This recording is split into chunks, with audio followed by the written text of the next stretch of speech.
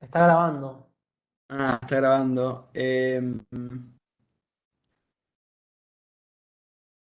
No sé si la persona responsable de Germany nos está escuchando.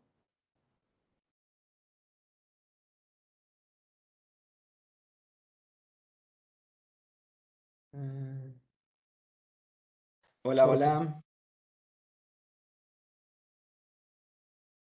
Mm, tiene el micrófono apagado. Sí, pero el tema Sí, es que claro. cuando el organizador se va, entiendo que se para la grabación o algo así, ¿o no?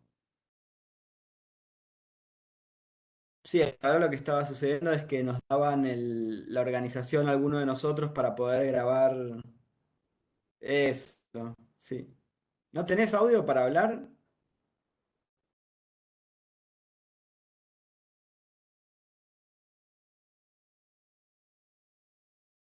Sí, pasásela a Emiliano Jackie, por favor.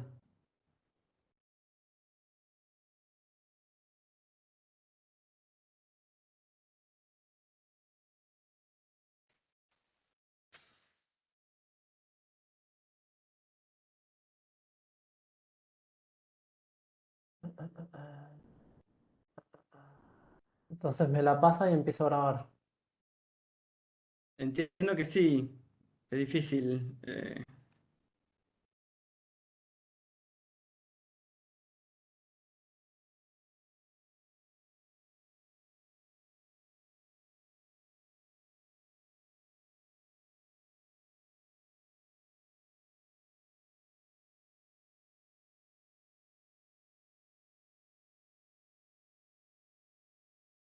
Hola a todos, gracias por la invitación.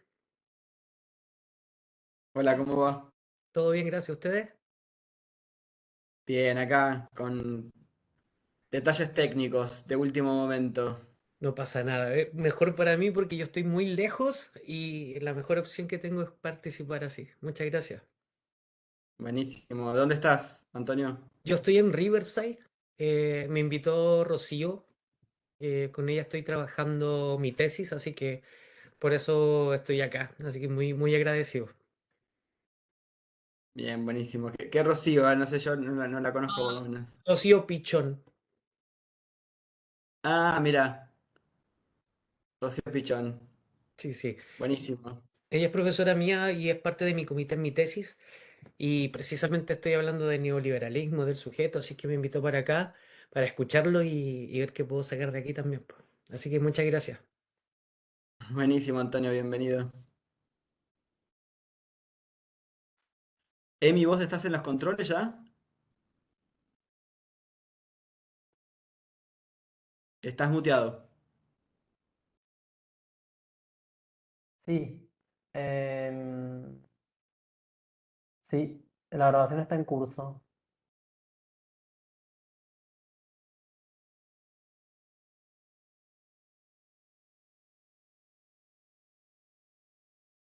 Bueno, eh, esperamos unos minutos a ver si se suma alguien más antes de arrancar con la conversa. Va. Che, Dani, ¿cuánto tiempo es más o menos? Como media hora, una cosa así, habíamos dicho. A ver. Media hora, 40 minutos, con lo que te Ah, sientas cómoda. dale, no, está medio escrito, pero no tomé el tiempo. Tanto puedo acelerar, pero no me acordaba bien.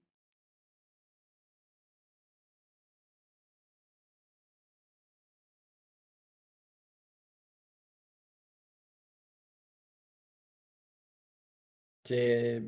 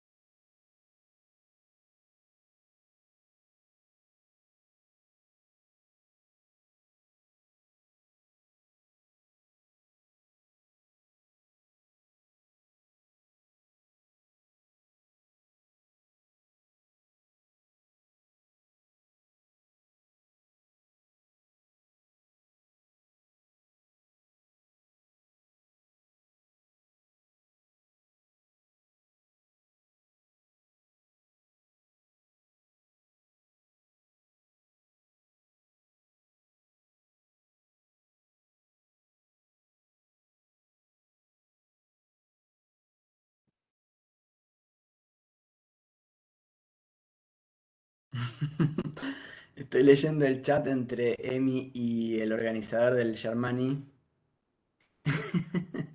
Y Emi le pregunta si te vas no se para la grabación, ¿no? Y él contesta, buenísimo, gracias y saludos a todos. Besis le faltó decir. Estamos Que grabando vuelva ahora. pronto. Estamos grabando y dice que se va a grabar en la nube cuando, Bueno, cuando se cierre, cuando terminemos. bueno, después lo podemos editar, Emi, así cortamos esta introducción medio fallida. Si se guarda en la nube, sí, o sea, le tengo que decir a Jorge ahí si lo edita él o lo editamos nosotros, porque si no va a salir todo. Todo el entretelón. Bueno, intentemos evitarlo en la medida de lo posible.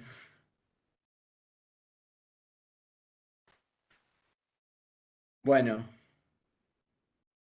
vamos de nuevo, fue un poco un poco difícil el comienzo. Vamos de nuevo. Buenas tardes. ¿Les parece arrancar ahora o esperamos un poquito más? Sí,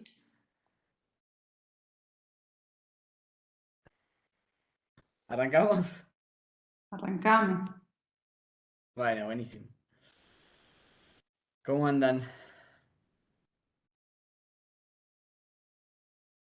Bien. Bien, todo bien. Andando con un Bienvenidos mate. entonces. Bienvenidos al ciclo de charlas Diseño en la vida, filosofía y neoliberalismo. Como ya es habitual en este ciclo, empezamos con una presentación. Me presento, mi nombre es Daniel Alvaro, soy el coordinador del ciclo y el director también del equipo, del grupo de estudios que organiza estos encuentros. Nuestro grupo se llama Grupo de Estudios sobre Problemas Sociales y Filosóficos y tenemos sede de trabajo en el Instituto Gino Germani. Muchos de los miembros del equipo están aquí presentes. Este es el noveno y entiendo que el último encuentro del ciclo. Desde el año pasado nos estamos encontrando cada 2 meses, a veces cada menos tiempo, con la idea de discutir algunas cuestiones relacionadas con esos tres elementos que componen el título del ciclo, la cuestión del diseño de la vida o del diseño ontológico, los abordajes filosóficos que desde un punto de vista crítico o no eh, subyacen al problema, a la cuestión del diseño, y el orden neoliberal como escenario de los fenómenos que analizamos. En estos encuentros invitamos a participar a investigadores e investigadoras que trabajan sobre temas cercanos a las cuestiones que nos interesan.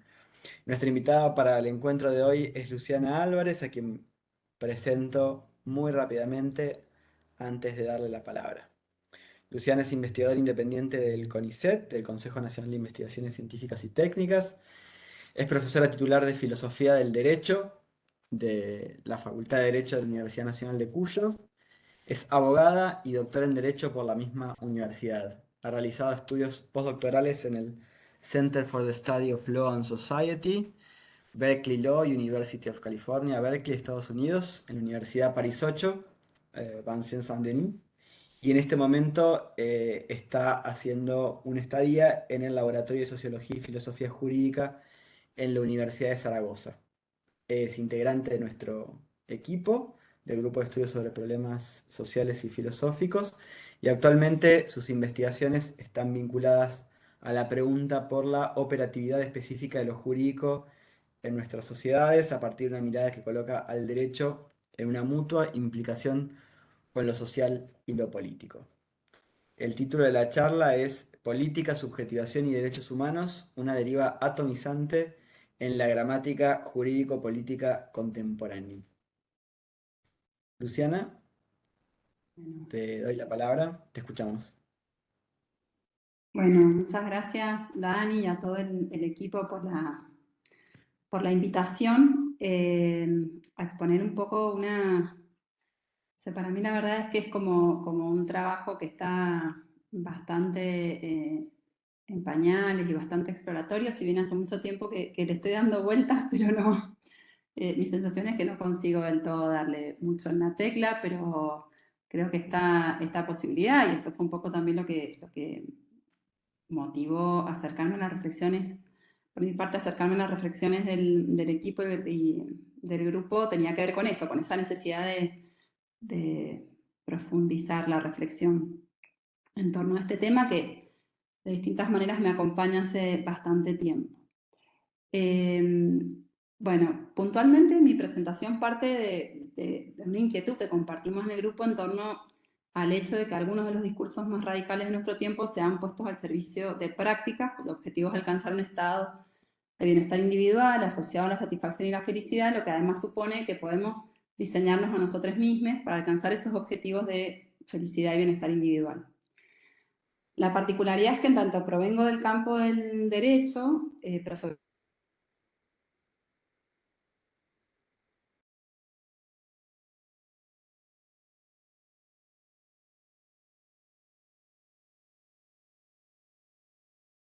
Ahí la perdimos. Se cortó, ¿eh? Sí. En pleno despegue. Sí, en pleno Estaban, despegue. estaban arrancando. Otra parte para editar. Otra parte para editar, tal cual. A ver.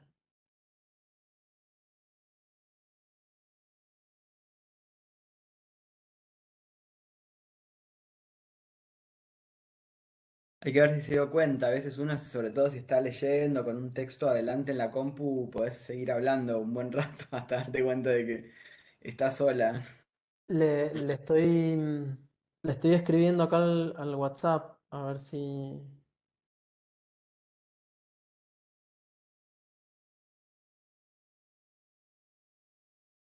Pero tampoco. No sé, che. ¿Qué tema? ¿No Bueno, querés hacer un llamadito? editamos sin lugar a dudas. Perdón, sobre todo a los invitados extranjeros al equipo. A ver. Juan Pablo, Liliana, Natalia, Antonio. Este, culpas por los inconvenientes técnicos. Esta es una señal de que el tiempo de la virtualidad también se está agotando.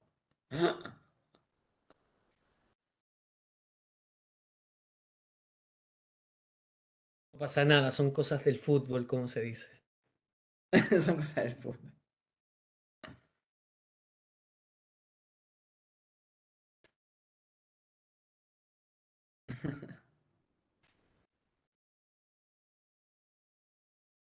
Bueno, aprovechemos a charlar un rato hasta que vuelvan. No sé si alguien nos quiere contar algo. Vos, Antonio, estás haciendo un doctorado, una maestría. Yo empecé mi doctorado hace 3 años y en diciembre tengo mi examen para ser candidato y estoy en UCR, que es la Universidad de California en Riverside, y por eso estoy trabajando con Rocío. Y uno de mis temas principales es cómo se construye el sujeto en el tiempo neoliberal, y lo que quiero rescatar es cómo el travestismo de una u otra forma desarticula toda esa concepción de ideal que nace con el neoliberalismo. En eso estoy, a ver si puede funcionar algo de ahí. Interesante.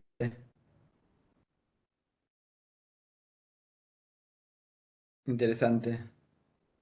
Hay un librito que se tradujo hace poco acá al castellano, que lo editó una editorial española, que se llama El capitalismo ha muerto.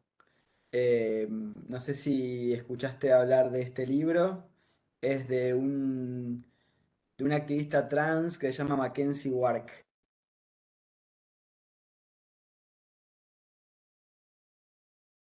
No solamente activista, es académica también de la New York School your School of Sí, también Social es Science. académica y escritora, pero bueno, empezó su recorrido como activista, entiendo.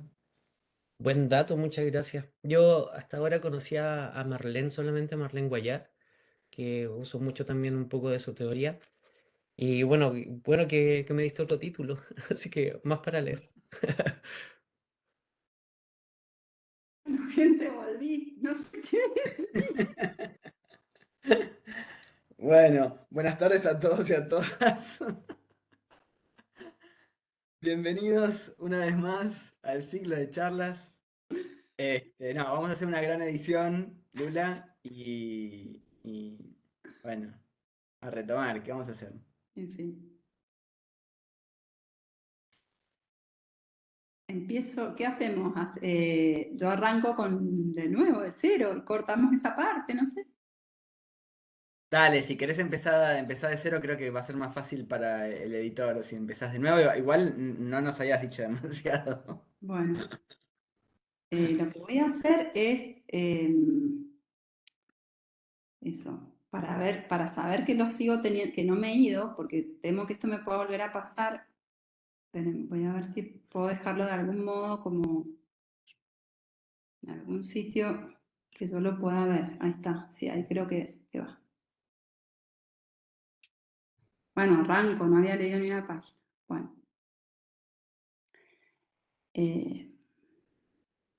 Bueno, muchas gracias, Daniel, y muchas gracias a todo el grupo, al equipo por la invitación y por la posibilidad de compartir algo de este trabajo que para mí sigue siendo como bastante, podríamos decir, exploratorio en relación a algo que yo advierto que viene sucediendo podríamos decir, con un sector o con una porción del discurso vinculado a los derechos humanos y que encuentra su formulación a través de la noción de plan de vida, y es lo que me llevó un poco a acercarme a las reflexiones, al tipo de trabajo que estamos realizando en el grupo. Así es que, bueno, muchas gracias. Espero que después de esta presentación poder, nada, continuar pensando y agudizando un poco más la reflexión en torno a este problema. En esta oportunidad la presentación parte de una inquietud que asumo como compartida en el espacio del grupo, en torno al hecho de que algunos de los discursos más radicales de nuestro tiempo se encuentren puestos al servicio de prácticas cuyo objetivo es alcanzar un estado de bienestar individual asociado a la satisfacción y la felicidad, lo que además supone que podamos diseñarnos a nosotros mismos para alcanzar esos objetivos de felicidad y bienestar individual. La particularidad es que en tanto provengo del campo del derecho, que ese es mi espacio de formación y de trabajo, y el cruce entre la filosofía y el derecho, mi inquietud pasa por preguntarme por los modos en que esas prácticas, que según como las entiendo, mayormente tienden a la sujeción de nosotros mismos al mandato de autosuperación, rendimiento y goce propio de la racionalidad neoliberal, se inscriben o se expresan a nivel jurídico. Esto es como el orden normativo neoliberal le da forma a esa pretensión de diseño individual a nivel del discurso jurídico, cómo se formula o se traduce en términos jurídicos esa tendencia a reconocernos como diseñables y en cierto punto como diseñadores de nuestra vida, y que remite a la consideración de la vida, casi que podríamos decir en general, como a cada una de nuestras vidas recortada individualmente, como un plan de negocios o de inversiones. Si bien en principio esa consideración de la vida como plan de negocio nos dirige directamente a la noción de capital humano, digamos, esta es un poco la primera intuición desarrollada por los neoliberales norteamericanos, que con tanta lucidez, creo yo, Foucault recupera en el curso del nacimiento de la biopolítica, mostrando su relevancia en el tránsito del liberalismo clásico al neoliberalismo. Esta categoría que permite comprender la mutación en la concepción del salario y por lo tanto habilitaría a pensar las modulaciones a nivel de la forma salario como forma social, es decir, como forma según la cual el poder se ejerce en una sociedad, la manera como toma el saber que necesita para ejercerse y cómo a partir de ese saber va a distribuir órdenes y prescripciones. Esa forma elemental, que no es otra que que puede ser también pensada como la forma empresa, según la cual unos cuerpos son asignados y movidos hacia determinadas relaciones de trabajo y de poder. Para reponer brevemente la categoría de capital humano, podemos decir que los neoliberales norteamericanos, al menos, modulan la forma salarial desde la retribución del tiempo de fuerza de trabajo disponible al capital hacia la renta, es decir, como la renta directa de un capital específico, que es el capital humano, según la cual cada individuo constituye una empresa en sí mismo en la medida en que obtiene una renta a partir de un conjunto de factores físicos, psicológicos, que otorgan a alguien la capacidad de ganar tal o cual salario.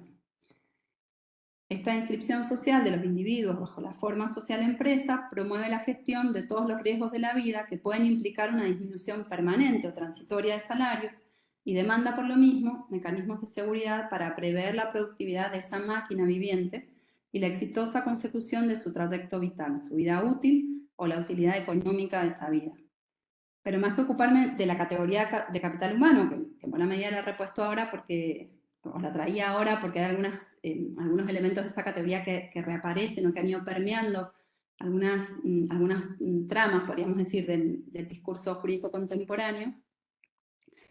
Mi foco apunta a la categoría de plan de vida o proyecto de vida, que además de lo potente que resulta si una presta atención simplemente a la composición terminológica, es decir, a ese anudamiento de la simple idea de un plano proyecto y la vida y la posibilidad de organizar racionalmente la vida, se trata de una categoría que ha comenzado a funcionar en el discurso jurídico de los derechos humanos como expresión de la libertad y la dignidad humana. Esto nos reconduce a la preocupación inicial respecto de la utilización de algunos discursos críticos radicales para legitimar o consolidar modalidades de sujeción. Entonces, rastrear en el discurso mismo de los derechos humanos los vectores de fuerzas que los atraviesan, las fuerzas que buscan apoderarse o enlazarse en relación a la cosa derechos humanos, y que evidentemente no es una cuestión sencilla, digamos, el campo de los derechos y de los derechos humanos especialmente es un campo de tensiones y eso no es una novedad en sí misma. Pero de todos modos me parece como necesario detenerme un poco en este punto.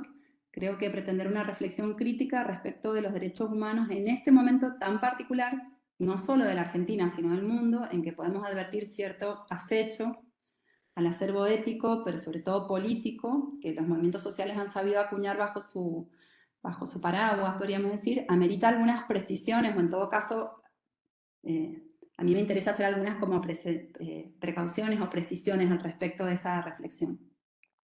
O digamos, o eso de meterme a reflexionar críticamente sobre una trama del discurso de los derechos humanos. Primero que nada, que me encontré con esta noción de plan de vida mientras intentaba comprender las modulaciones del discurso jurídico, las formas jurídicas en la gramática neoliberal, de una manera muy simple, digamos, a partir de una sistematización del tipo de políticas que la racionalidad de gobierno neoliberal promueve con la pretensión de impugnar toda forma de planificación, y aparecía ese significante planificación como planificación social, ¿no? Bastante fuerte, como sabemos, para la racionalidad neoliberal, el campo de adversidad más que el Estado en sí mismo, puesto que va a requerir de la intervención estatal, el campo de adversidad, decía, está constituido por el dirigismo y la planificación económica, de modo que la concepción de un plan para vivir individualmente considerado resultaba paradigmático, porque si bien por un lado se abandonaba a nivel social la planificación, sí que apareciera casi, digamos, de manera concomitante la noción de plan ligada a la vida, pero en una inscripción individual, resultaba como intrigante, por lo menos inquietante. De modo que el interrogante apunta a esa noción concreta y no al discurso jurídico-político de los derechos humanos en general, digamos, lo que supondría una identificación tosca de determinadas prácticas igualitarias o emancipatorias con políticas neoliberales. Eso también lo digo porque han habido intentos en esa dirección. Entonces lo que me interesa es cómo incluso el derecho de los derechos humanos, el discurso de los derechos humanos ha venido a encontrarse también permeado por la gramática neoliberal, para pensar de qué manera trabajar políticamente con eso, es decir, cómo potenciar una inscripción política, social e igualitaria, a la vez que se limita a la deriva atomizante hacia el interior de ese mismo discurso, que está atravesado por vectores de distinta procedencia, podríamos decir, reconociendo que lo político y lo igualitario, incluso en ese espacio, no está del todo allanado ni saldado y que está siempre, digamos, abierto a operaciones politizantes, digamos, o despolitizantes. Por otro lado, entiendo que es relevante trabajar con mayor precisión el discurso de los derechos en general y el discurso de los derechos humanos específicamente, puesto que desde los años 80, de manera muy significativa, integran el horizonte de toda transformación política posible, justamente porque aparecen los derechos o la lengua de los derechos como el único espacio de disputa política en un campo de relaciones que sea juridificado. Entonces, en la medida en que el campo sea juridificado, es ese espacio y son esas reglas con las que hay que un poco jugar. Y esto lo digo porque llama la atención, digo, me llama la atención a mí, pero desde hace también como bastante tiempo, y quizás esto es también es un problema que tiene su andadura, cómo toda disputa política tiende a traducirse en términos de derechos. Y últimamente en términos punitivos, de manera que el horizonte político se mueve hacia la codificación jurídica por un lado y hacia lo carcelario, probablemente podríamos decir por otro. Y, digamos, y esas dimensiones están también a su vez articuladas, no es que sean independientes. Hay Catarina Trevisacci, que es una antropóloga de la UBA, creo, investigadora de CONICET, en un análisis que a mí me resultó como bastante ajustado sobre la genealogía de la lucha contra las violencias en Argentina y en la región, en el Cono Sur por lo menos, en la que se inscribe la violencia de género en Argentina, hace hincapié en el hecho de que el discurso de los derechos y de los derechos humanos puntualmente emerge cuando pierde pie el cifrado político en términos de clase. Eso, digo, algo que a su vez algunas autoras ya vienen trabajando desde hace tiempo, bueno, cómo aparece toda la lucha por los derechos una vez que eclipsan o que se eclipsan otros tipos de disputas políticas más estructurales. Pero bueno, ya lo trabajó, me parece, de manera muy interesante en relación a lo que venía sucediendo con la lucha de algunos movimientos sociales en Argentina puntualmente, un trabajo más bien sociológico, antropológico. Y entonces, ¿cómo eso emerge, decía yo, cuando pierde pie el cifrado político en términos de clase y cuando pierde pie la posibilidad de otros mundos fuera del horizonte capitalista? Entonces, en cierta medida, podríamos decir que ante el triunfo del capitalismo como modo de producción y como economía política, la lengua de los derechos aparece como la lengua, digamos, de la disputa política. Y podríamos seguir el análisis desde diferentes puntos problemáticos, atender, por ejemplo, al hecho de que múltiples demandas se traducen en términos de violencias, de víctimas, de vulnerabilidades, lo que permite a su vez retraducirlas en términos de derechos y de responsabilidades, y eso finalmente abre la puerta a la punición, que como sabemos es altamente selectiva, así como en las relaciones de mercado o las relaciones codificadas en términos económicos puramente.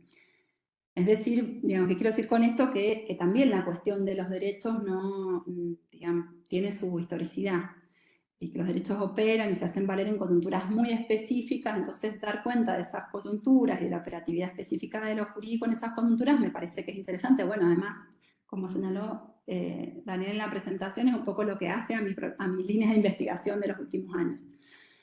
Pero esto también para decir que en ese sentido los derechos humanos están lejos de constituir el salvoconducto a alguna sociedad o mundo ideal o deseable en sí mismo.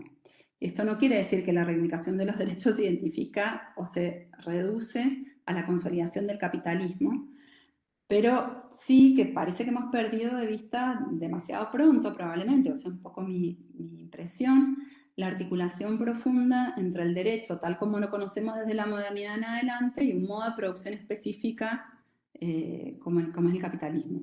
Entonces, para usar creativamente esas herramientas que son las que disponemos, que son las herramientas probablemente del derecho, que tienen una relevancia, un peso específico en la disputa política contemporánea, mientras no seamos capaces de inventar otras, que podría ser evidentemente interesante, me parece digamos, que urge diagnosticar o relevar mejor en qué consisten esas herramientas en sí mismas. Esto obviamente tampoco es demasiado nuevo, desde diferentes posiciones se viene advirtiendo la dinámica polifacética o polivalente de los discursos en general, pero de los derechos y de los derechos humanos, tanto como los problemas que suscita la traducción jurídica o la lengua del derecho como lengua que busca hegemonizar el espacio de disputa política, como decía antes. También, digamos, es importante o es relevante trabajar críticamente en relación a los derechos humanos porque se constituye hacia el interior, ese discurso de los derechos humanos se constituye hacia el interior de un espacio de prácticas y saberes como son los jurídicos, digo, ahí también tienen como un motor de de formulación y de redefinición en la arena jurídica, y en el cual ocupan un lugar central, tanto a nivel de lo que se conoce como control de constitucionalidad, convencionalidad, como a nivel dogmático. Esto es el modo en que al interior de ese campo se reconocen y describen las relaciones entre las normas dentro de un sistema normativo. Y en Argentina puntualmente, en la región y en muchos países, digamos, los derechos humanos tienden a permear todo el derecho en su conjunto e influyen en el modo en que diversas configuraciones de derechos, que no necesariamente son reconducibles a la categoría de derechos humanos, son leídas bajo el punto de vista, la perspectiva de los derechos humanos. De modo que una reflexión a nivel de los derechos humanos supone o contribuye también a rastrear un poco el funcionamiento del derecho en general. Y entonces permite rastrear los puntos de actividad, los lugares y las maneras que hacen funcionar a esa lengua escurridiza, que es la lengua de los derechos en nuestras sociedades, en el marco de las modulaciones del capitalismo actual o de la gubernamentalidad neoliberal contemporánea. Y como última precaución, así, aquí sí en un tono más Foucaultiano, si se quiere, tener presente que lejos de constituir usos creativos y responsables por el solo hecho de tratarse a veces de la consagración de nuevos derechos humanos, que es algo que también vemos, digamos, con habitualidad en la disputa política, en la lengua de los derechos humanos, relampaguea una reposición del discurso de la soberanía que corre el riesgo de ser altamente despolitizante, bueno, que eso también es, digamos, una tesis que atraviesa toda la presentación, y por ahí va también la cuestión esta de la deriva atomizante, ¿no?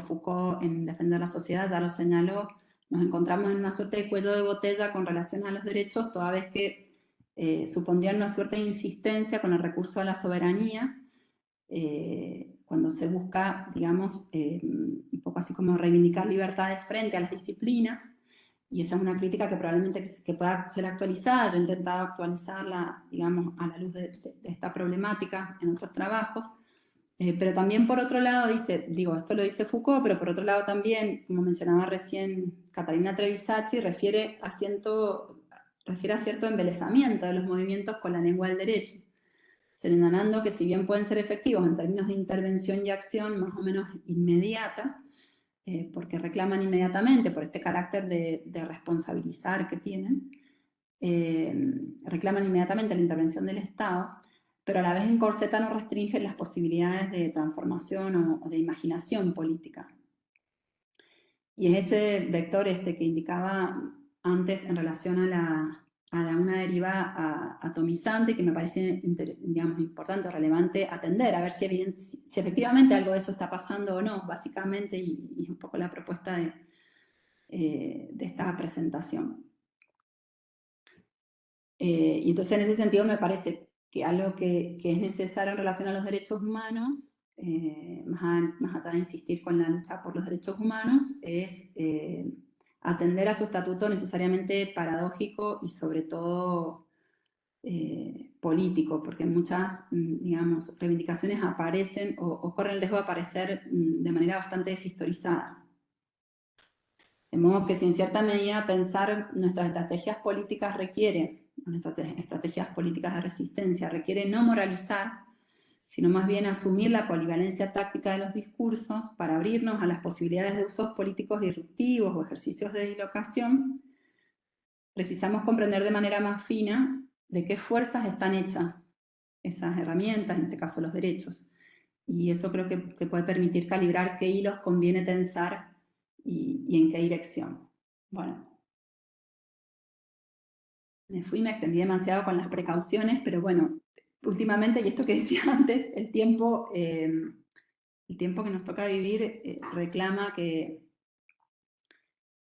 el cuidado, podríamos decir, en relación a estas cuestiones. Entonces ahora sí, para adentrarnos a la consideración de la noción, a la problematización quizás de la noción de plan de vida. Bueno, primero a mí me hubiera gustado trabajar en la dirección de una genealogía de esa categoría, de esa noción, pero no he podido avanzar tanto. O sea, creo que avancé bastante más que en otras ocasiones, pero me hubiera gustado avanzar mucho más. Por el momento no cuento con mucho más que 2 o 3 elementos, pero que me parecían, digamos, interesantes para compartir. Primero, señalar que esa noción, la noción de plan de vida o de, por lo menos como un bien jurídico a proteger, a atender, y que incluso reclamaría un resarcimiento económico por la afectación al plan de vida o al derecho, o al proyecto de vida, como significante, como expresión articuladora de diversas pretensiones o necesidades que deben ser atendidas en el seno de una comunidad, parece haber cobrado relevancia de la mano de los desarrollos de Rawls, ¿sí? De John Rawls, que a su vez poseen cierto predicamento en el bagaje filosófico y político en los espacios de formación en derecho. Digo, quizás también a mí me llega muy fuerte por ese lado, esa categoría, y después la veo aparecer en el discurso, digamos, jurídico concreto y específico, pero un poco que esos insumos ya vienen de ahí, digamos, empieza a sonar ahí. Que se trata de insumos teóricos que un poco constituyen la filosofía espontánea, podríamos decir, de los juristas en Argentina, por lo menos, desde los años 80 en adelante, pero me animaría a decir, sin un estudio muy exhaustivo, que eso puede también extenderse a la región o a algunos espacios sin mayor problema. También de esa categoría, digamos, se apropiaba en algún momento Carlos Nino, que es como un pensador y que fue un referente de la lucha por los derechos humanos en Argentina, pero que tiene, digamos, que ha tenido una obra ciertamente prolífica y que ha tenido como su incidencia, su influencia en el pensamiento jurídico, por lo menos, en la región. Bueno, también a su vez, de nuevo, sin haber hecho un examen muy exhaustivo de esto, aparece muy fuerte, como les decía recién, a partir de los años 80 en adelante, en las sociedades, digamos, post-dictaduras en la región, en la medida en que permite la propuesta de Rawls, ¿no?, hacer converger sin mayores problemas una buena cuota de liberalismo con una cierta cuota de igualitarismo, justicia social, pero más bien del igualitarismo, y suele reconocerse, de hecho, su posición como una posición liberal igualitaria. Eso, digamos, sería un poco como mi primera hipótesis de dónde proviene esta categoría. Sin embargo, yo he podido encontrar esa categoría de manera bastante elaborada, con cierta precisión, más tempranamente, en un lugar muy particular, en las prescripciones de conducta ético-religiosas del Opus Dei, institución religiosa que no sé qué estatuto ha venido a tener últimamente, pero que era como una prelatura, una cosa así, que impone como plan de vida una serie de prácticas diarias tendientes a consolidar la relación cotidiana con Dios, que consisten en rezar, leer textos sagrados, ir a misa diariamente, hacer penitencia. Se trata de acciones digamos, de acciones a través de las cuales, de acciones que encuentran su sentido, el sentido de realizarlas a la luz de la consecución de una vida, o de la realización de una vida santificada. Desde su fundación, a partir de los años 1930, la obra, el Opus Dei, promueve el compromiso de incorporar el mensaje divino a la vida personal de sus miembros, así como difundirlo mediante el ejemplo y la palabra. En cierto modo, formar parte, hacerse parte en el Opus, supone un trabajo permanente, íntimo y a la vez social sobre sí mismo, atendiendo a la santificación de todos y cada uno de sus miembros. De modo que, lejos de agotarse o reducirse a unas prácticas relativas al buen cristiano y que, entremezclándose con las actividades cotidianas, habituales, se extienden a lo largo de la jornada, esto que decía antes, la oración, la asistencia a misa, la comunión, en fin, la bendición, las oraciones personales, el plan de vida del Opus Dei en cuanto a prescripción de conducta es fundamental para esa orden. Abarca todas las dimensiones existenciales y permite integrarlas en un fin último, en torno del cual se ordenan racionalmente todos los demás fines, evidentemente intermedios. Así, y voy a citar, el plan de vida es la realización práctica de un tipo de vida, el que busca la santidad cristiana en la vida ordinaria. Esas prácticas de piedad responden a un modo concreto de vivir, modo que a su vez manifiesta una seria toma de posición respecto a lo que, desde un punto de vista filosófico, podríamos denominar vida buena, felicidad, el bien de la vida buena en su totalidad, proyecto de vida o fin último, es decir, la idea de que todas las actividades cobren sentido de un proyecto global que afecta toda la vida y dentro del cual las singulares actividades logran ordenarse. Fin de la cita de un teólogo, bueno, hay muchos que escriben, teólogos, historiadores pertenecientes a la obra y que un poco recuperan y sistematizan los postulados del fundador, ¿no? De Escrivá de Balaguer. Se trata entonces del plan de vida para los propios miembros del Opus de un modo de concebir la dimensión vital que encuentra su correlato, según la interpretación que ellos mismos hacen del asunto, en los modos en que en la antigüedad se comprendía la relación de la vida buena y la ley de la razón, que en este caso se expresa mediante la correlación para ellos entre el plan de vida individual y el plan u obra divina. El plan de vida da unidad a la vida, ya que obliga a ordenarla de una determinada manera según unos valores y prioridades. Las normas de piedad afines a los ejercicios espirituales que se encuentran implicados en el plan de vida impuesto por la obra permiten a los practicantes seguir el camino trazado por Dios en su plan. De modo que se expresa en estas dos dimensiones. Es por un lado el trabajo consigo mismo en vistas de santificar toda actividad cotidiana y un trabajo en vistas de realizar un mundo de acuerdo a un mandato divino, podríamos decir, ¿no? En realidad yo no he encontrado demasiado sobre el plan de vida en la tematización que realiza el Opus, más allá de estas reflexiones que han ido recuperando pensadores digamos, propios de la obra, pero no he encontrado demasiado por fuera de ellos, de la propia palabra de los miembros del Opus. Creo que sí puedo continuar indagando cómo funcionaba la idea de plan de vida en la literatura espiritual de comienzos del siglo XX en España, porque algunas fuentes indican, digamos, de ellos mismos, ¿no? Indican que Escrivá de Balaguer habría tomado esa categoría, digamos, como de la literatura espiritual y que esa categoría funcionaba con familiaridad en la época. Pero de eso estaba intentando, pero no he encontrado demasiado todavía. Pero sí lo que me pareció interesante es que en todo caso Pierre Hadot señala la vinculación existente entre los ejercicios espirituales de la antigua Grecia y que atendían a una concepción de la filosofía como práctica y forma o estilo de vida necesariamente múltiple en función de las distintas escuelas filosóficas, y su recepción y adaptación por parte del cristianismo como doctrina religiosa. En la medida en que éste asume como la verdadera, digamos, se asume el cristianismo como la verdadera filosofía que, y cito, nos enseña a conducirnos a imagen y semejanza de Dios y a aceptar el plan divino. Así todo cuanto había de múltiple, fragmentario y disperso en la filosofía griega se sintetiza y reconduce a la fe cristiana.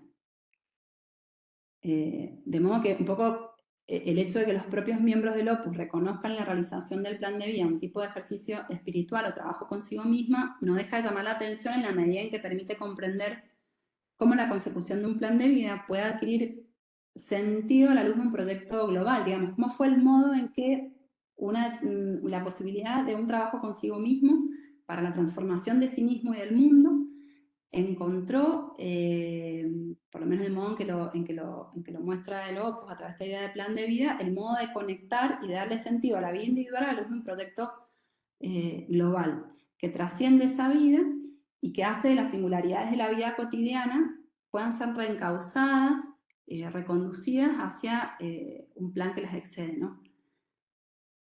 Digo, porque esto no estaba necesariamente entiendo yo, digamos, planteado en esos términos en los ejercicios espirituales de la antigua Grecia, sino que esto encuentra esa formulación también en la recepción que haría el cristianismo. Yo no he podido ver tampoco cuáles son esas otras recepciones, pero sí por lo menos aparece con claridad en relación al Opus Dei.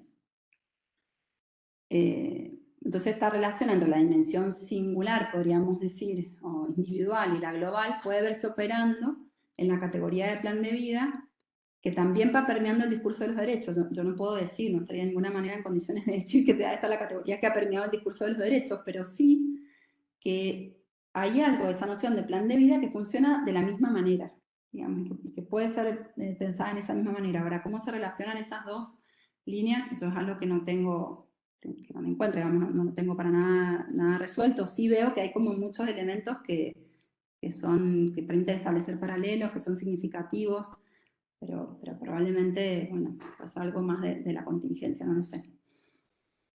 Entonces digo, bueno, ¿en qué sentido estoy diciendo esto que que puede darse la misma operación, en el sentido que supone una concepción, la del plan de vida, ¿no?, racionalizada de la vida, que funciona en el marco de una forma de socialidad específica, que expresa el diagrama neoliberal en cuanto a reposición triunfal de la libertad individual, ahora entendida como libertad para maximizar nuestros beneficios individuales.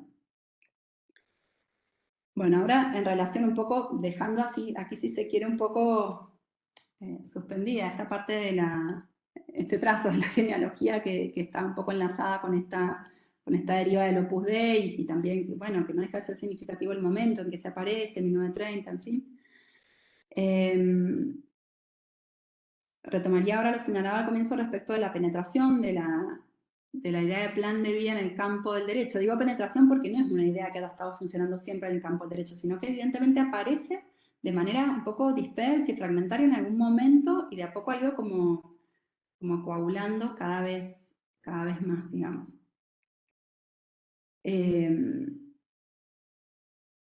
Entonces yo decía, bueno, una de mis hipótesis es que es de la mano de Rawls, podríamos decir, a partir de la obra de Rawls, que esto comienza a sistematizarse más claramente. Y ahí lo podemos ubicar, por lo menos en los textos en Teoría de la Justicia, en el liberalismo político de Rawls, Teoría de la Justicia es de 1971. El liberalismo político como es una compilación de textos, no me acuerdo cuándo queda editado finalmente, pero es fines de los 80, principios de los 90. Y ahí aparecen algunas referencias explícitas, que si bien no hay una exposición sistemática de la cuestión plan de vida, sí sugieren el modo en que eso puede ser pensado en relación al orden jurídico institucional y a la necesidad de proteger el bien como racionalidad. Y ahí vamos a ver cómo lo concibe Rawls. En relación a la definición del bien para los proyectos de vida, refiere, cuando está un poco tematizando esta idea de la protección del bien como racionalidad, refiere: no debemos imaginar que un proyecto racional sea una pauta detallada para la acción que se extienda a lo largo de toda una vida. Se trata en realidad de una jerarquía de proyectos, cuyos subproyectos más específicos van situándose en el momento adecuado. Proyectar, por tanto, no es en parte programar nuestras actividades en una sucesión temporal. Proyectar, por tanto, es en parte programar nuestras actividades en una sucesión temporal. El objeto de la deliberación es encontrar el proyecto que mejor organice nuestras actividades e influya en la formación de nuestros deseos subsiguientes, de modo que nuestros propósitos e intereses puedan combinarse fructíferamente en un solo esquema de comportamiento. Fin de la cita. Igualmente los trabajos del liberalismo político de 1988, que son los que componen la primera parte del libro, sostienen que una persona es más o menos feliz en cuanto su plan de vida se desarrolla con cierto éxito en circunstancias favorables más o menos estables. Esto introduce la necesidad de que el Estado garantice en parte las circunstancias que dan estabilidad al funcionamiento del mercado, en el que podrán concurrir los agentes morales con sus planes de vida racionales, puesto que si los mercados son razonablemente competitivos, estas son palabras textuales de Rawls, y abiertos, entonces la equidad en la competencia se transfiere a la equidad de un resultado. En buena medida a Rawls le interesa justificar un cierto tipo de intervención bastante mínima en las asignaciones del mercado, capaces de garantizar una distribución equitativa de oportunidades, a partir de cuya disfrute y mediante el ejercicio de sus capacidades, agentes morales autointeresados y los sujetos puedan alcanzar lo que se proponen. Bueno, no voy a extenderme en la propuesta de Rawls, además no sé si es algo que yo estaría en condiciones de hacer, de la justicia como imparcialidad, sino únicamente recuperar 2 o 3 elementos que nos permitan reconocer allí algo de reconocer la estructura, argumentativa de su planteo, que a su vez resuena o permite establecer algunas resonancias con la gramática neoliberal y que están a la vez articuladas con la noción de plan de vida. De acuerdo con Rawls, los bienes primarios garantizan que las personas puedan constituirse en miembros normales y cooperadores en su sociedad, pues lo que se requiere es que las exigencias y necesidades de los ciudadanos no se maximicen, sino que se acoten a aquellas que puedan redundar en el beneficio de todos, que por supuesto terminan en el mercado como el gran adjudicador. Los planes de vida son individuales y singulares, puesto que los juegos y las inversiones posibles de los ciudadanos son igualmente particulares, y se supone que cada agente moral ha ajustado sus gustos y desagrados, cualesquiera que sean estos, en el transcurso de sus vidas, para adaptarlos a sus ingresos, a su riqueza y a la posición en la vida que puedan esperar lograr razonablemente.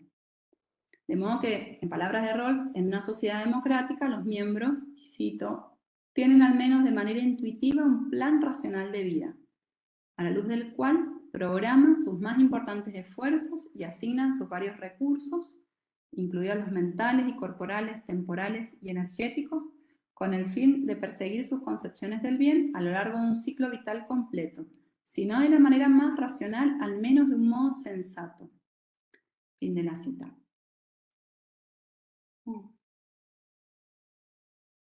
Y es ahí donde me parece que se puede ligar con el derecho, puesto que propone la garantía de la libre elección del destino vital, así como la vigencia de lo que es, los anglosajones llaman el rule of law, que es el Estado de Derecho, que tiene una forma muy específica en la racionalidad política neoliberal, que constituye una de las circunstancias que hacen factible a su vez el éxito del plan individual.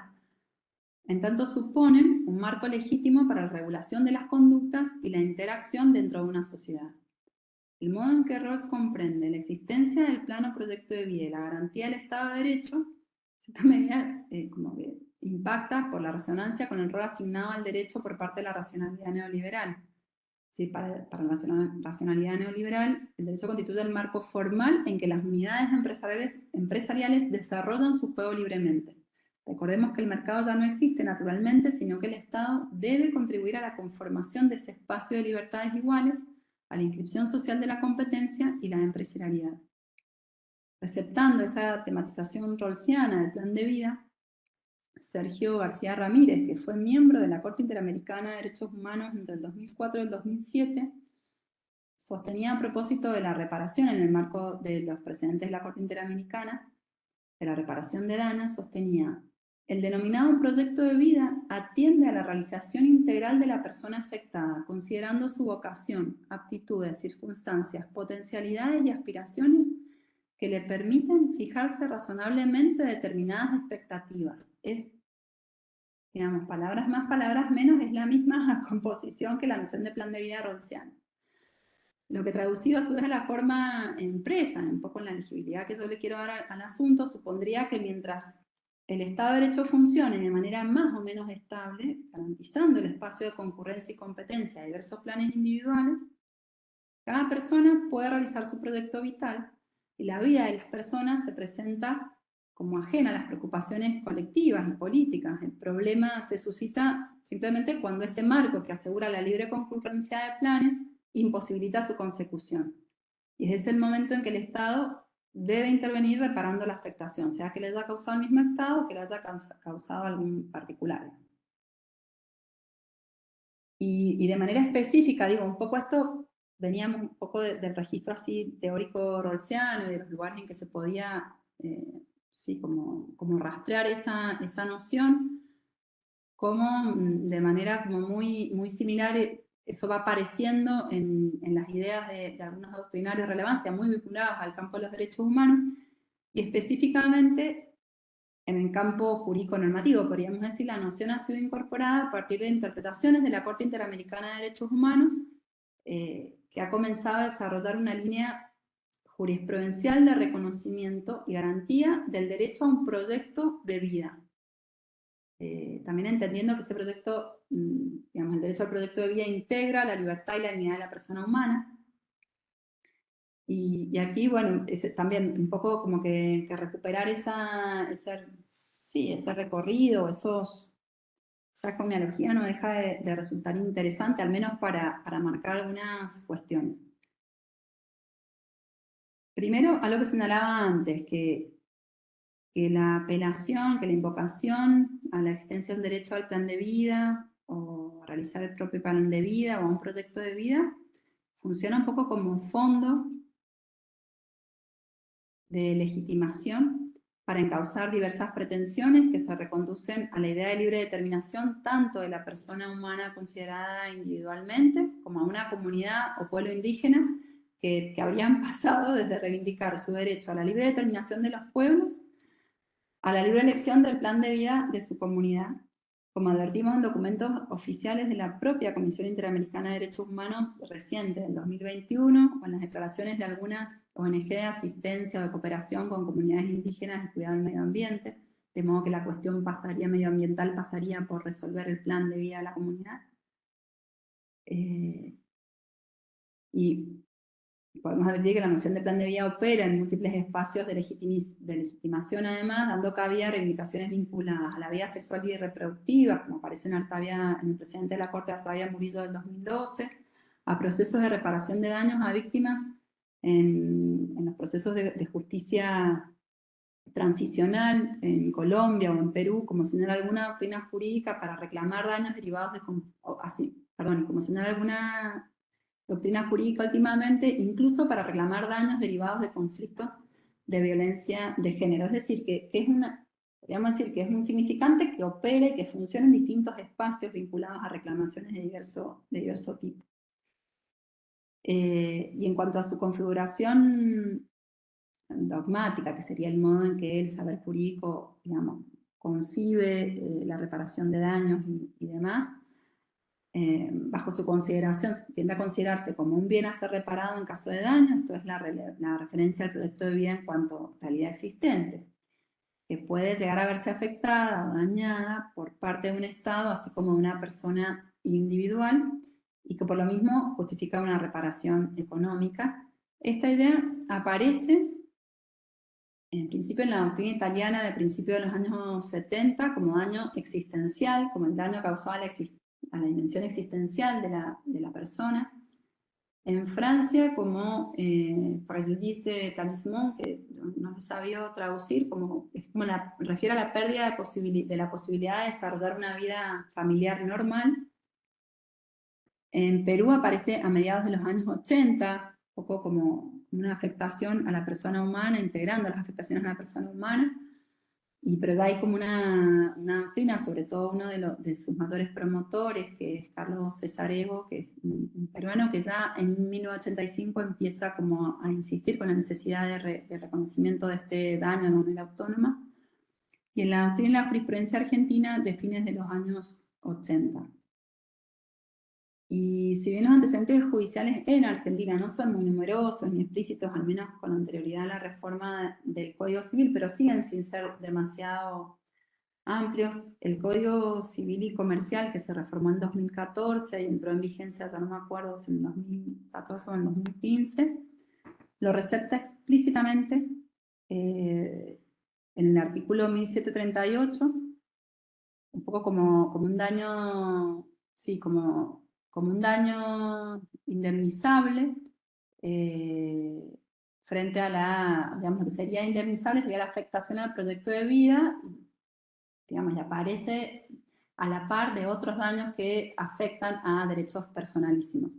Parte de la doctrina, yo tampoco me he metido tanto en esa discusión, si es un derecho, si es un daño autónomo o no, es decir, si se indemniza independientemente de otros elementos o no.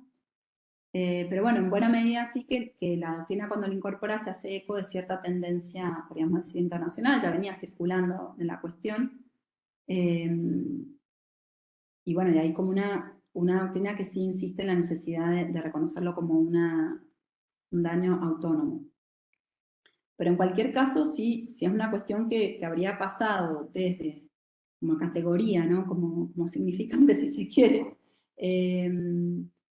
habría pasado de cierto nivel discursivo, político, ir como consolidándose en una arena doctrinaria hasta encontrar cierta consolidación jurídica, y no es menor también que, digamos, encuentra esa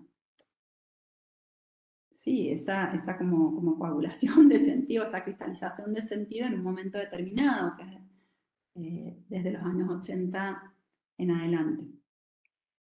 En general, estos autores van a reconocer, digamos, quienes trabajan promoviendo el reconocimiento jurídico del proyecto de vida como un bien a proteger, se refieren al proyecto de vida o al plan de vida como el horizonte de sentido de la vida de una persona, o como la libertad del sujeto de realizarse según su libre elección, que a su vez tornaría comprensibles una serie de decisiones y cursos de acción pasados y proyectados a futuro. Igualmente, insisten en que se conciben de manera muy singular, de modo, digamos, de manera muy singular, pero a la vez son reconducibles a una, podríamos decir, a una racionalidad, por lo menos política, que los excede. Pero el hecho de que se consideren de manera singular hace que no todo plan de vida sea equiparable con otro, y por lo mismo la cuantía del resarcimiento tampoco lo es. Esto me pareció interesante, no tiene mucho que ver digamos, directamente podríamos decir, con la lógica en que se articula con la gramática neoliberal, pero sí el tipo de jerarquías que promueve, digamos. Ya no es solo que la vida pueda ser considerada y valorada jurídicamente en términos de un plan, sino que además no todos los planes de todas las personas valen lo mismo, de modo que bueno, ahí ya la idea de libertad, de igual libertad, dignidad, si a alguien podía interesarle, queda directamente estallada. Luego la Corte Interamericana de Derechos Humanos reconoce explícitamente el daño, digamos, el derecho al resarcimiento por el daño al proyecto de vida como daño indemnizable en 1998, y la Corte sostiene: el proyecto de vida se asocia al concepto de realización personal, que a su vez se sustenta en las opciones que el sujeto puede tener para conducir su vida y alcanzar el destino que se propone. Bueno, he traído como varias citas, creo que en general todas han estado como, o han intentado estar muy cerca de eso, como de la definición textual, como caracterización textual, que se hace de distintos ámbitos de la noción de plan de vida. Pero bueno, no quería dejar, es un poco cansador escuchar así esas referencias textuales, pero no quería dejar de compartirles el modo, a mi juicio, un poco tosco en que se recepta esa retórica hiperliberal sobre la vida, porque una cosa es como decirlo, digamos, y parafrasearlo, y otra cosa es ver cómo casi que se traducen textualmente, cómo traducen textualmente la lógica de la racionalidad liberal sí, o la idea de una racionalización o posible racionalización de la experiencia de la vida, ¿no? Pero bueno, en todo caso, en este trabajo lo que a mí me interesaba señalar es cómo la noción de plan de vida, que evidencia cierta capacidad para asumirse como la traducción de una serie de demandas, como puede ser la libertad sexual y reproductiva, la vida de comunidades indígenas subalternizadas, los problemas que supone la violencia política en países como Colombia o Perú, es decir, cuestiones que son eminentemente, o la violencia de género, cuestiones que son eminentemente políticas, que se presentan bajo una matriz fuertemente individualizante, y que eso surgió en un momento más o menos determinado entre los años 70 y 80, y hoy aparece, digamos, como más firmemente consolidada en estos discursos, yo decía, en estos antecedentes o precedentes jurídicos de la Corte Interamericana de Derechos Humanos, o en el Código Civil y Comercial de la Argentina, así como en otras, bueno, inscripciones así, o sanciones de leyes, inscripciones normativas directamente. Me parece además relevante señalar que en el marco del neoliberalismo el reconocimiento de un plan de vida, más allá que, digamos, supone un desplazamiento del modo en que el liberalismo clásico entendía la autonomía, que remitía a la mera libertad negativa, la garantía de la no intromisión estatal en la vida privada, que podía ser el modo en que funcionaba, qué sé yo, en la modernidad. Pero aquí me parece que hay una modulación, porque en la noción de plan de vida también se da como una concepción de la libertad, de la vida humana, que responsabiliza al individuo de sus méritos y sus fracasos, desligándolo de su configuración social y de todo sostén comunitario. A mí me parece que eso es como lo más significativo del asunto, cómo aparece la persona o cómo son reconducidas en el ámbito individual una serie de prestaciones que antes estaban pensadas, digamos, o asumidas de manera más colectiva.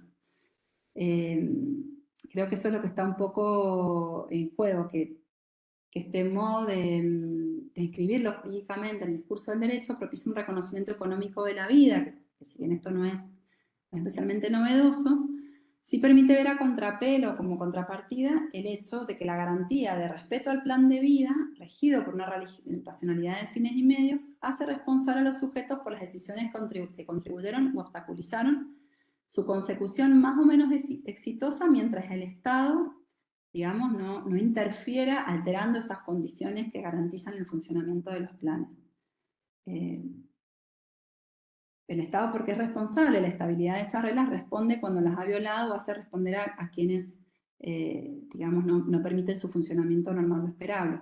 Mi impresión es que allí asoma cierto deslizamiento, un vector individualizante a la vez que despolitizante.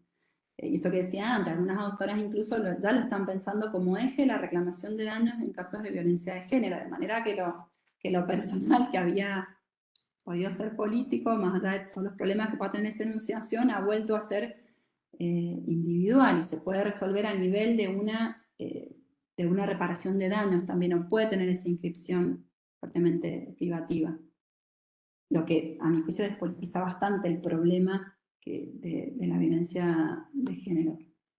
Pues los proyectos vitales como expresión de la libertad y que de acuerdo a la Corte atienden a la realización integral de la persona afectada, considerando su vocación, aptitudes, circunstancias, potencialidades y aspiraciones que le permiten fijarse razonablemente determinadas expectativas, remiten al ámbito de expectativas y responsabilidades individuales, y al Estado solo puede reprochársele su injerencia arbitraria y, en el mejor de los casos, la prestación de bienes mínimos indispensables para entrar en el juego de la libertad.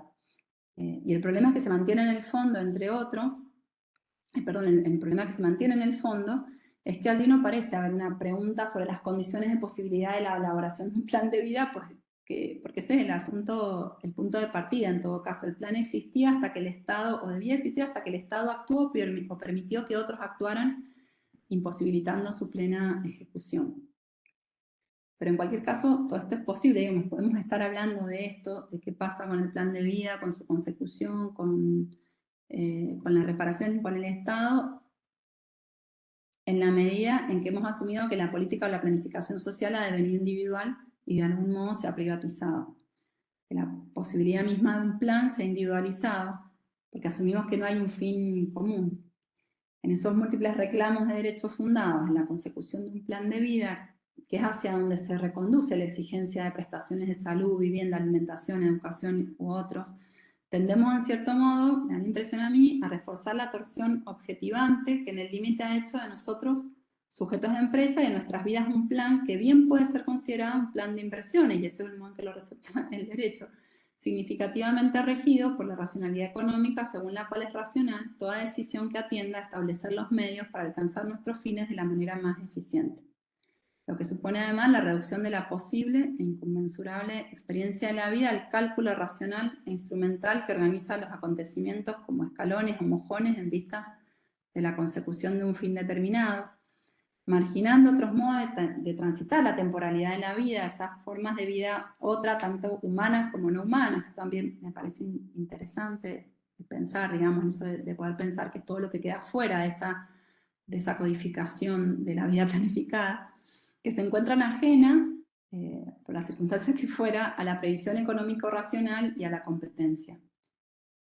Y todo ello además de postergar toda una preocupación atinente al imposible cuenta del demos como problema por excelencia de la política.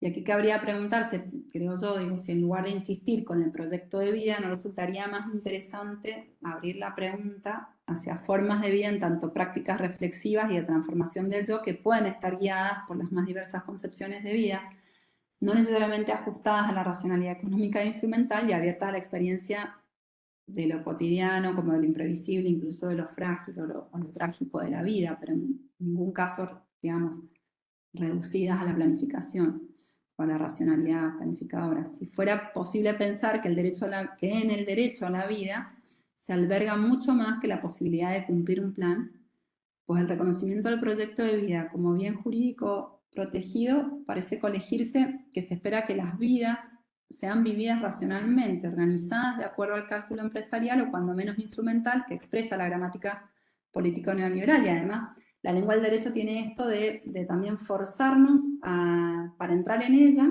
a inscribir nuestras pretensiones en la lengua que ella propone, en que la cosa de la vida y la cosa política de la vida sea leída.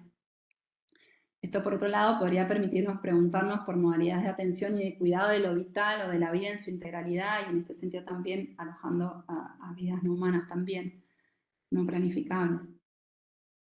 Y bueno, ya como para cerrar, retomar un poco una de las preocupaciones señaladas al comienzo. La lengua del derecho tiene todos estos problemas, y no sé qué más podríamos pedirle al derecho, pero ese es el punto. Me parece que buscamos demasiado rápido traducir, y la traducción misma implica riesgos importantes, la traducción jurídica.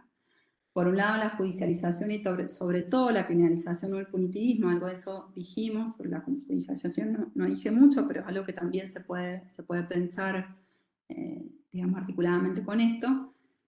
Y la mercantilización o economización, atento al rol que el derecho ha sido llamado a jugar en la racionalidad neoliberal.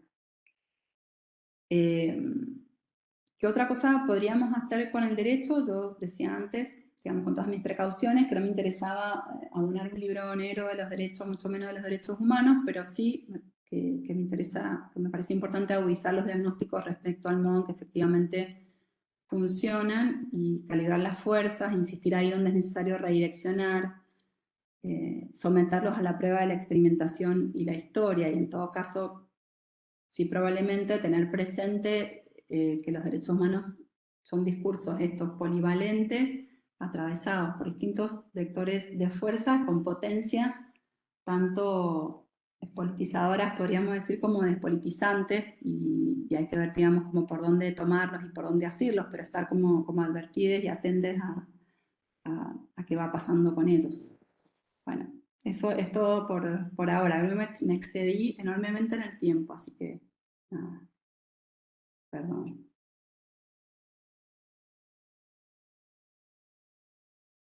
Gracias, Lula. Bueno, Dani tuvo que salir, así que bueno, buenísimo. Ahora será el momento de las preguntas o de los comentarios. Este, preguntas o comentarios, ¿no es cierto? Armar una charla a partir de esto. Yo tengo varias, tengo un par, pero banco un toque, a ver si quién quiere arrancar la ronda. Hola. No sé si va muy al lugar esto, pero ¿sabes qué? Mientras te escuchaba me recordé de un momento específico en mi vida en Chile como profesor. Yo trabajé como profesor en unos colegios y precisamente en uno de ellos era un colegio católico de chicas de enseñanza media desde, digamos, 13 hasta los 18, 19 años.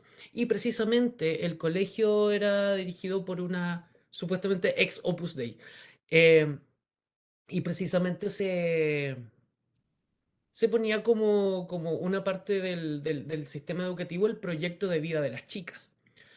Pero este proyecto estaba súper igual cargado a cierto lado que tenía que ver con el proyecto de ser madres. Obviamente yo vi ahí la relación entre digamos, el catolicismo, el ideal católico, pero lo que a mí me sorprende es cómo también este lenguaje jurídico también puede permear otras instituciones como los colegios. eh, y ahí viene mi pregunta. El proyecto de vida en la parte, digamos, legal, ¿se relaciona solamente con personas adultas o también tiene que ver con nuestras infancias, con los niños, etcétera? Y cómo eso también eh, pasa desde este periodo de vida que son las infancias a cómo nos comportamos como adultos. Y muchas gracias por todo, me gustó muchísimo tu presentación.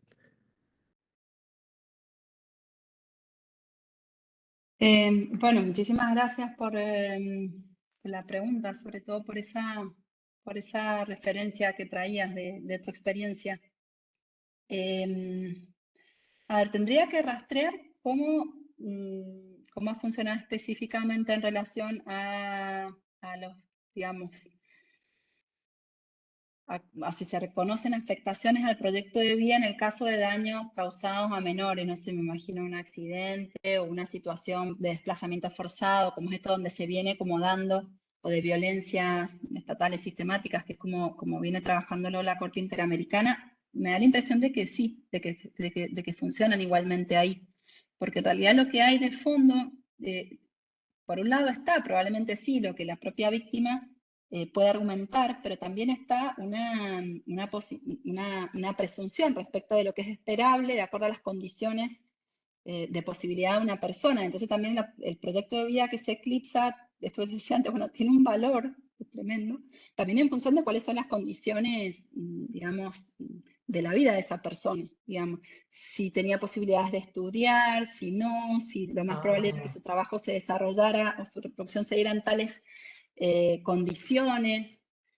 Entonces, digo, también hay una mensura, algo que se mensura que es como bastante objetivo, pero que a su vez lo que expresa es que el orden jurídico, digo, en cierto modo, nosotros como comunidad, el Estado,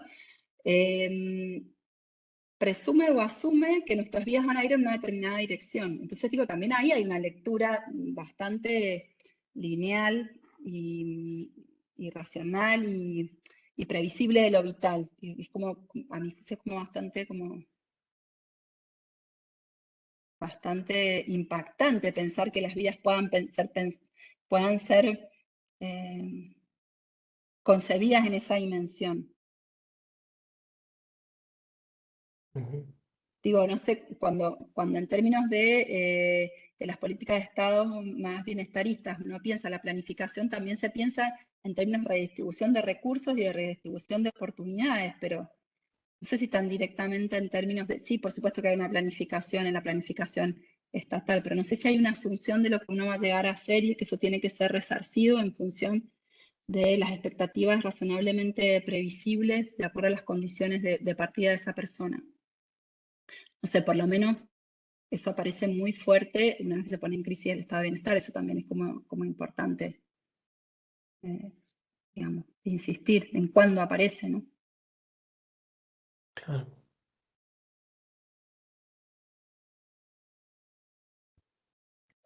Claro, y también tiene que ver como con una distribución también del, digamos, del capital humano, porque efectivamente el colegio donde yo trabajaba era un colegio bastante pobre y solamente de chicas, versus otro colegio que también he trabajado y jamás se vio un proyecto de vida que tuviera que ver con la maternidad.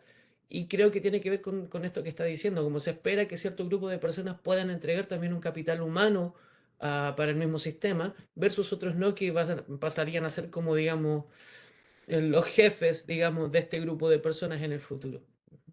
Mm. Muchas gracias, Luciana. No, gracias a vos, Antonio.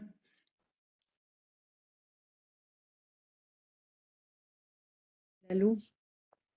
Hola, Eh, Celi. bueno, súper interesante, me quedé con un montón de referencias para profundizar. Después te voy a consultar seguramente, te voy a estar molestando por privado. Pero me quedé con algo, no sé si lo mencionaste porque justo me pasó algo en la computadora y se me colgó. Hay un texto de Wendy Brown que se llama Los derechos como paradojas. Se hizo hace unos años la traducción de ese texto, se publicó en Las Torres de Luca. Em, y justamente ella plantea algo muy parecido a lo que estabas comentando con la cuestión de la violencia de género y esta cuestión de reparar, ¿no? En casos de violencia de género. Y me quedé pensando eh, en esto, justamente el derecho a la reparación como una paradoja, ¿no? En las luchas articuladas eh, en el pedido de igualdad o en realidad en reparar la desigualdad en este caso, o reparar una cuestión de opresión y subordinación en el contexto neoliberal, en el lenguaje de los derechos, ¿no? Entonces quería saber, bueno, más allá de, yo no vengo de otro palo, vengo de la ciencia política, pero sí desde el derecho, esta figura de la reparación, si en algún tipo de uso que sea más allá de el derecho liberal puede tener algún tipo de, de visión o de perspectiva más contrahegemónica o más eh, desde la práctica de la libertad, digamos, se puede usar esta figura de reparación de otro modo que no sea este modo más de las democracias liberales.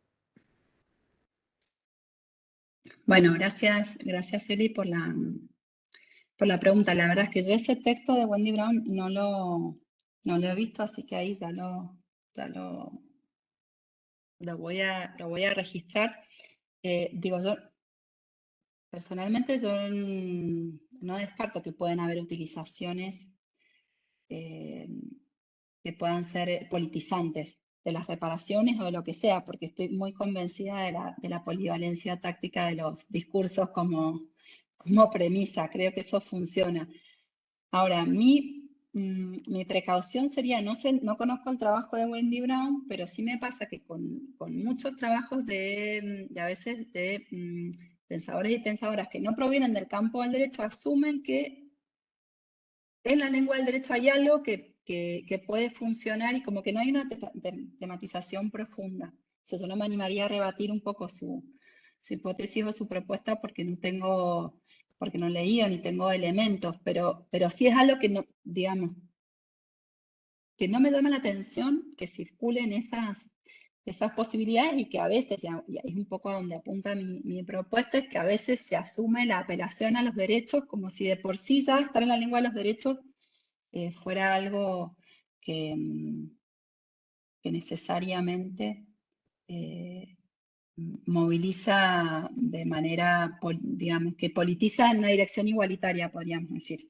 Yo tengo mis precauciones a ese respecto y me parece que es importante ver concreta, o puede funcionar en un conflicto muy concreto, en un lugar concreto, y no siempre, y no en todos, y no, digamos, es un poco lo que yo percibo y es lo que veo como problema. Pero yo creo que sí, que todo puede funcionar de manera politizante. ¿No? Y mientras hacía sí, un poco me ordenaba las ideas en función de esta presentación, me acordaba mucho de tu presentación, que yo no pude estar durante todo el tiempo de tu presentación, pero sí que vos estás un poco, en algún momento terminamos discutiendo sobre la cuestión de la regulación del trabajo sexual. Y justamente me acordaba de eso porque es justamente el caso, a mi juicio, que permite ver cómo los derechos pueden potenciar igualitariamente en la medida en que no están trabajando en función de un fundamento. Digo, puede ser que la reparación esté movilizando, en el caso que lo plantea Wendy Brown, algo, pero no en la medida en que lo está haciendo porque está sosteniéndose en él o fundándose en un plan de vida que está ahí, que existe, que tiene que ser reparado. Quizás la reparación puede funcionar para garantizar algunas cuestiones que son necesarias que sean garantizadas de la misma manera que la regulación del trabajo sexual permite evitar la exposición a vulneraciones y a violaciones. Y entonces digo, bueno, funciona para eso, pero no porque las mujeres que practican, que desarrollan el trabajo sexual tengan un plan de vida organizado en función del trabajo sexual, sino porque simplemente se tienen que proteger en sistema quizás de explotación o de violación que las precariza tremendamente. Entonces, a mí me parece que así sí se pueden pensar los derechos. No sé si el ejemplo sirve para contestar un poco a tu pregunta. Sí, Bueno, sí, era más para abrir una cuestión que también está muy, muy presente en las discusiones de los feminismos, ¿no? De esta cuestión, bueno, me quedó esta idea de reparación, pero también bueno, crímenes de lesa humanidad y cuestiones, bueno, creo que vos lo trabajas más de los pueblos indígenas. Hay un montón de esta cuestión de la reparación por una desigualdad y como que el derecho va a ir a reparar algo que, como vos decís, está en base a este plan de vida o a este proyecto vital que yo muchas veces utilizo ese lenguaje cuando me refiero a las mujeres, a las trabajadoras sexuales, a las mujeres que se ponen en los circuitos del mercado reproductivo, se ofician como gestantes, por ejemplo, bueno, para hablar de la autonomía de esas personas, pero bueno, de dónde hablamos, de dónde estamos partiendo, digamos, y me parece muy, muy interesante ese ejercicio genealógico de esa categoría para, bueno, entender de qué estamos hablando. Eso. Gracias, Lu. Gracias a vos. Bueno, también la cuestión de la reparación, por ahí es algo que puede pensarse un poco más. Yo siempre tenía bastantes problemas porque me parece que también se inscribe en una política un poco así de la negociación y del consenso. Digo que es un poco despolitizante también, digamos, como si hay algo, por eso yo decía, bueno, ¿y qué decir un poco de esa cuenta que es imposible? La reparación hay algo, digamos, es como si tradujera o como si pretendiera hacer la cuenta y sí, cuantificar eso que en términos políticos no es cuantificable, ¿no? Y resolver ese conflicto que no se puede resolver por medio de una cuenta y una reparación. Es que hay algo que es del orden de lo que no es reparable.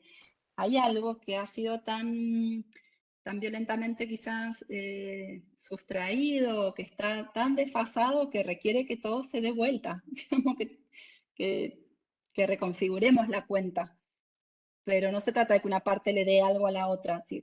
Digo, diciéndolo de manera como muy elemental, muy poco conceptual. Ese es el problema que yo tengo con la reparación en términos políticos. Lo que no quita es que pueda funcionar en una coyuntura muy puntual, como una reivindicación política necesaria y de disputa potente.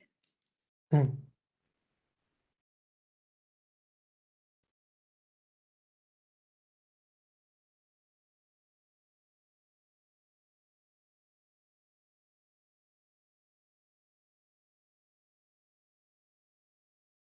¿Alguna otra pregunta por ahí? Si no tiro las mías, no sé. Bueno, voy yo y después que se sume quien Dale. quiera. Te quería preguntar porque me pareció muy bueno eso todo el laburo que presentaste por un montón de cosas, esta discusión ahora con Celi lo hace todavía más también, no sé, fructífero y aprovechable. Pero te quería preguntar algo. Detecté que en tu laburo pueden ser como tres corpus textuales, digamos, uno, el de la filosofía política o el de la filosofía jurídica, encarnada por Rawls. Otro corpus que es el corpus más bien jurídico de doctrinarios del derecho y de las declaraciones o de distintos fallos en el derecho. Y hay un tercer corpus que es este corpus del Opus Dei, ¿o no? Sí, Digo, ahí, sí. porque fue como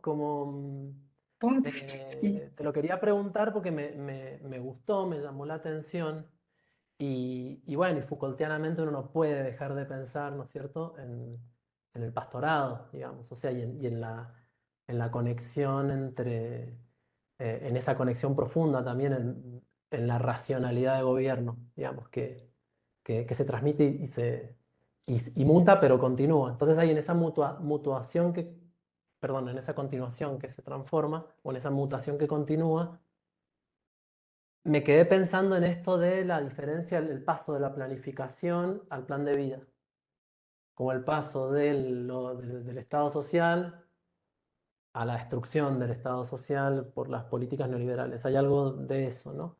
Y ahí Sí. concretamente, nada, pensaba en las diferencias de esa racionalidad, o sea, en qué continuidades tiene desde el momento en que decimos proyecto y hablamos de una racionalidad medio fin, instrumental, y qué singularidad tiene esa racionalidad eh, cuando la declinas neoliberalmente, o si no lo tiene, ¿viste? Me quedé pensando un poco en eso, o si la diferencia es todavía es más individualizante, me quedé pensando en esa diferencia entre lo neoliberal, entre el plan de vida y la planificación, porque es eminentemente racional, yo pensaba la planificación, ¿no? Ahora, cuando vos dijiste y te referiste a la planificación como una conquista, ahí aparece el uso, creo, ¿no? El uso atravesado por el lenguaje de la justicia social, que ahí no sé, digamos, qué pasa cuando ingresa el lenguaje de la justicia, pero también es el lenguaje jurídico. Bueno, era una pregunta por un lado, si estaban esos corpus, por otro lado, si veías como esa transición o y dónde ves vos más el punto de corte fuerte con el proyecto de vida. Y después, bueno, y ya me olvidé bien cómo era lo otro, pero por ahí tenía esas preguntas para hacerte. Bueno, ¿y qué otros lenguajes, no? Si no es el lenguaje jurídico, ¿cuáles, cuáles ves, cuáles sospechás, o con cuáles lo puedes contrastar? Otros tipos de lenguajes. Bueno, voy a intentar, me pasa mucho. No, sí, son un Estamos montón. acostumbrados Una igual. sola, re denso, pero así como que aproveché y tiré todo. Bueno, eso que vos decís, si son esos 3 corpus, yo agradezco igual la amorosidad con lo que los han tomado porque sentía por momentos que nada, ligaba con nada, así, o sea, fue como mucho, y la cuestión del opus para mí era como bastante disruptiva, pero era como tan atractiva, tan seductora, porque estaba tan bien como armada, así, por ellos mismos, además había como bueno, estaba toda esta cuestión de la temporalidad, que fuera en 1930, que estuviera tan claro el modo en que ellos lo toman, incluso ellos recuperan la tradición de los griegos en el modo en que la filosofía griega ha pensado, la realización de la vida virtuosa, la vida buena, o sea, lo ponen en esos términos de manera así lineal, no podía dejar de tomarlo, y bueno, y el que lo trabaja como bastante bien, el modo en que el cristianismo un poco recepta la filosofía y todo lo que va haciendo con ellos es Pierre Hadot, que a mí la verdad me impactó tan finamente como lo trabajo, por eso dije, bueno, aunque a mí sentía que un poco hay algo que va como descolgado, no quería dejar de compartirlo a ver qué les pasaba como a ustedes con eso, pero sí, son esos tres corpus. No sé si a vos te ha parecido que está como, digo, si me lo preguntabas por tenerlo claro, ¿te parecía que eso como que dispersaba demasiado, que no, que había algo que No, hacía ruido con el hecho de que fueran, ¿no? no, como característica de tu investigación, no sé, como si era, no me había quedado claro, digamos, pero decía, bueno, hay como 3 lugares donde aparece el plan de vida, y esto del Opus se ve muy interesante, como un caso, como si pudieras pulir ahí un caso de investigación para contrastarlo o cotejarlo con otro, de otro ámbito. Sí, Y yo eso todavía no lo tengo del todo resuelto, sí me da la impresión de que ahí se hace perceptible un poco en el opus cómo se conjuga la dimensión individual y la posibilidad de escribirlo, independientemente de que no haya una planificación, porque algo me pasa en la racionalidad neoliberal, no hay una planificación, evidentemente, pero sí hay una concepción de la socialidad que está, digamos, sostenida por esa forma de funcionamiento de la forma social de empresa o de la subjetividad empresarial. ¿Sí? Que esa subjetividad es la que sostiene a su vez la consecución de ese mundo y de esa forma de sociedad, porque hay una utopía, diría, hay una utopía capitalista que está funcionando ahí. Y en relación a lo que me preguntabas respecto de la planificación social, y que también es me parece que ahí hay como 2 dimensiones. Es una racionalización porque está ese estado, digamos, planificador, digamos, como en sentido de como un estado que tiene la mirada del todo, no me sale ahora totalizadora de la situación, pero en algún punto quizás lo que por ahí yo rescato y me parece que es rescatable, sobre todo porque es lo que impugna fuertemente la racionalidad neoliberal, es la posibilidad de que el Estado se atribuya la capacidad de distribuir, y los neoliberales sostienen que esa capacidad está solo en el mercado. O sea, en un punto creo que la planificación estatal que organiza y que recauda recursos y redistribuye recursos en función de necesidades, no asume que quienes hacen uso de esos recursos los organice de manera racionalizada. Por lo menos no es el presupuesto de la distribución de los recursos. La distribución de los recursos se hace, digamos, en alguna medida en la justicia social por un criterio de justicia, pero no en función de la racionalidad de los planes a desarrollar por por las personas, no necesita la noción de plan de vida, y como no la necesita, probablemente no la había desarrollado. Por eso digo, bueno, si bien alguna racionalidad siempre está funcionando, pero me parecía que en el gobierno neoliberal las vías necesariamente tienen que ser pensadas en esa dimensión, porque si no la forma empresa no funciona. Che, y Se la cae la forma pregunta, empresa. perdona, sí, pero te la tiro arriba, pero digo, el Sí. plan de vida, el diseño de vida, o sea, podrías pensar cómo funciona el plan a través de la noción de diseño. Bueno, por eso es Pregunta que me ahí. junté con usted. No, por Ah. eso es que la idea es pensar eso, cómo funciona el Claro, diseño, claro. y es porque estaba pensando esto, bueno, cómo se concibe la vida, y si, bueno, si no un poco yendo a esto que vos decías, bueno, de otros lenguajes, yo es algo que siempre están ahí dando vuelta, pero bueno, obviamente la noción de forma de vida me parece una posibilidad de contrastación. Que bueno, si no es un plan, es algo que adquiere una forma, y la idea de forma es interesante, habría que rastrear un poco más. Yo traía eso de digo, en Foucault es una categoría que yo no tengo muy resuelta, a veces lo hemos conversado de por dónde va, pero Adot trabaja bastante sobre la idea de forma de vida y la filosofía como forma de vida, la toma de la filosofía griega antigua, y también consigue darle una vuelta en la medida en que no la supedita a un modelo global, sino que tiene que ver con, entonces digo, de pronto puede ser una categoría que sirva también para pensar en contraste a la idea de diseño. Digo, si en función de una cantidad de cosas que venimos trabajando, el diseño ya está supeditado de la misma manera que el plan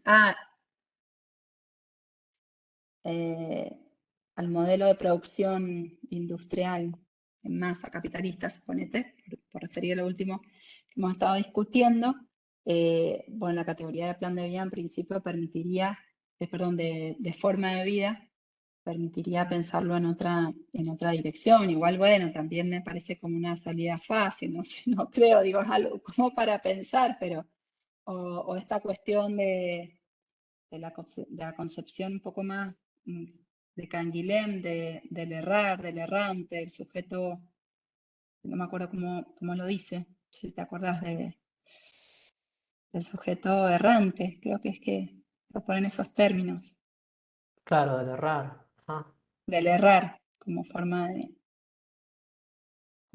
vital. Digo, hay algo también en Canguilhem que tiene que ver con eso, con que incluso lo que él va a llamar la normatividad vital no es algo que pueda hacer que esté regulado, sino que va encontrando su forma en función de las contingencias, pero es algo que deviene forma, y casi podríamos decir con el psicoanálisis, el sujeto es algo que adviene en el propio análisis, no es algo ni que está preestablecido a lo que hay que llegar, sí, digamos, se produce, pero no se produce como la consecución de un plan, sino como desde el orden del encuentro con lo contingente. Bueno, Gracias. Súper, súper, súper. gracias a ti.